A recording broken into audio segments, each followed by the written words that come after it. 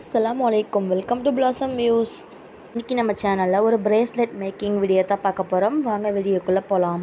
இதுக்கு நான் Black colour crackle beads சாம் எடுத்துர்க்கேன். வாங்க செய்யலாம்.